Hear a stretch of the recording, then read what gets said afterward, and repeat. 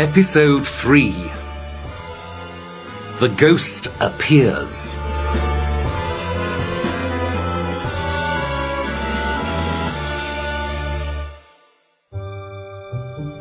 The storm continued all night long, but nothing strange happened, and the family slept quite well.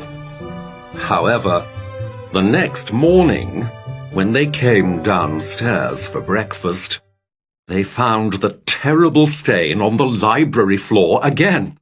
"I don't believe it," said Washington. "It must be the ghost." He rubbed at the stain a second time, but the next morning it appeared again. That night, Mr. Otis locked the library and took the key to bed with him, but the stain was there again the next day. The whole family were now quite interested. Even Mr. Otis began to think that there might be a ghost at Canterville Chase, and that night he became completely sure. It was a warm and sunny day, and in the evening, when it was cool, the family went out for a drive. They came home at 9 o'clock and had a light supper. They talked about famous actresses and actors, and about the foods they missed from America that they could not get in England. They did not talk about ghosts at all, and no one mentioned Sir Simon Canterville. At 11 o'clock, the family went to bed. By 11:30, everyone was asleep, and the house was dark. But suddenly, a strange noise woke Mr. Otis. The noise came from the hall outside his bedroom and sounded like the clank of metal.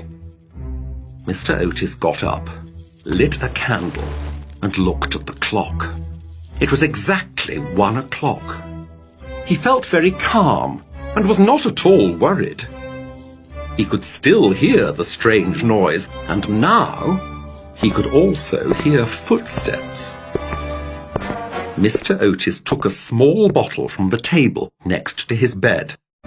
He opened his bedroom door and saw a terrible sight.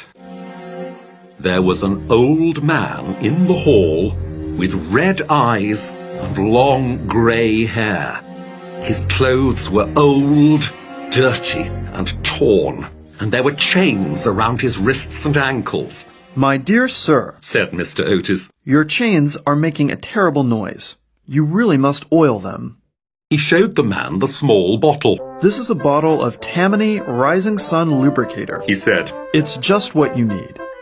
Mr. Otis put the bottle of oil on a table near the ghost, then went back into his bedroom and fell asleep again.